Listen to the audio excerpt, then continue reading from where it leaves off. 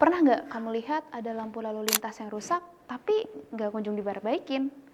Terus, pernah nggak lihat ada bangunan yang nyaris roboh? Atau pendidikan yang tidak merata dan bantuan yang tidak sesuai dengan tujuannya? Sekarang, coba deh bayangin. Semua uang yang dikhususkan untuk membantu semua masalah itu, tiba-tiba hilang. Bukan karena bencana alam, apalagi negara yang nggak punya uang.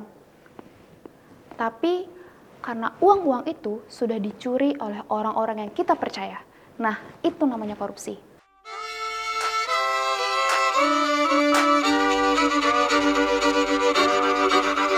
Kisah usang tikus-tikus kantor yang suka berenang di sungai yang kotor. Kisah usang tikus-tikus berdasi.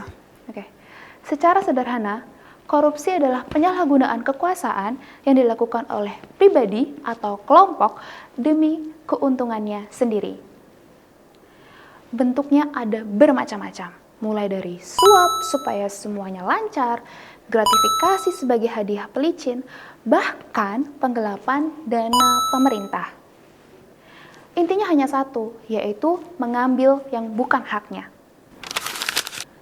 Lalu, kenapa sih kita harus peduli? Karena korupsi bukanlah kejahatan biasa.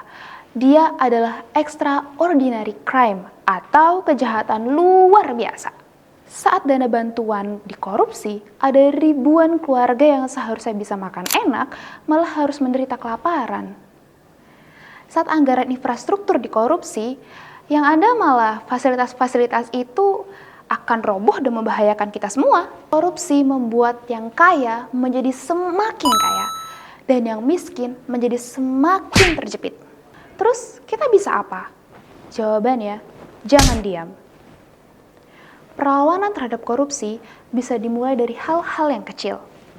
Berani jujur meski nggak ada yang melihat.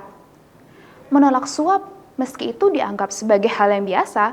Kita sebagai masyarakat juga bisa mengawasi alur anggaran daerah melalui informasi publik. Dan kalau menemukan suatu kejanggalan, kita dapat melaporkan itu ke platform lapor, yaitu layanan aspirasi dan pengaduan online rakyat. Ingat, perubahan besar dimulai dari langkah yang kecil.